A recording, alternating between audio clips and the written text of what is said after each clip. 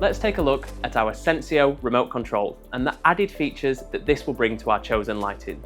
When offering a remote control, we gain access to features such as on and off, brightness adjustment, and if we are using a product such as CCT or RGB, it will also offer us the ability to change the colour of these lights. Now, there are many reasons that we would use a remote beyond just turning them on and off.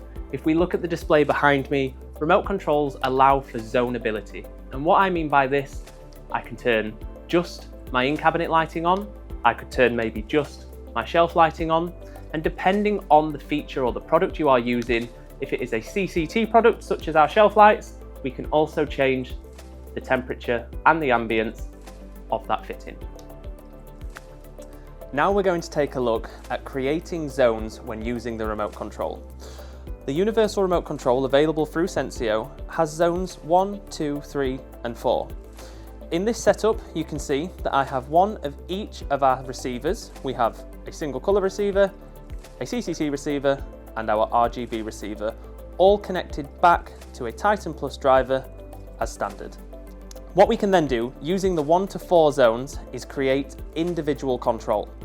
The pairing process is the same as we have already run through, and I can click the pairing button on the receiver I wish to pair and click the zone I wish this to operate on.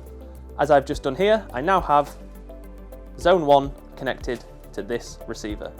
If I repeat that for the other 2 receivers that we have here today, I can click the pairing button, place that one onto zone 2, which is now paired, and then again, I can click the pairing button, click number 3, and that is now paired. With the zoning buttons that we have available, I can operate individual zones via these buttons. I can hold down on zone 1, for example, and this will turn off zone 1. I could hold down on zone 3, and this will turn off zone 3. I can also then turn them back on with a simple tap. Should I want to just control all lighting, irrelevant of the zones that I've now created, the master power button at the top will operate all zones as one together. Now let's take a look at where zones can be used. In this kitchen behind me, we have 4 separate zones all being operated via our one remote control. On zone 1, we have a simple in-cabinet spotlight. On zone 2, we have a decorative shelf light. On zone 3, we have our under-cabinet task light, and on zone 4, we have our handle rail. Now, zones are really important within the kitchen space because if I turn everything back on, this is full illumination. But on an evening, once I've finished cooking and I've finished in the kitchen, I might decide that I just want a decorative light to be shown.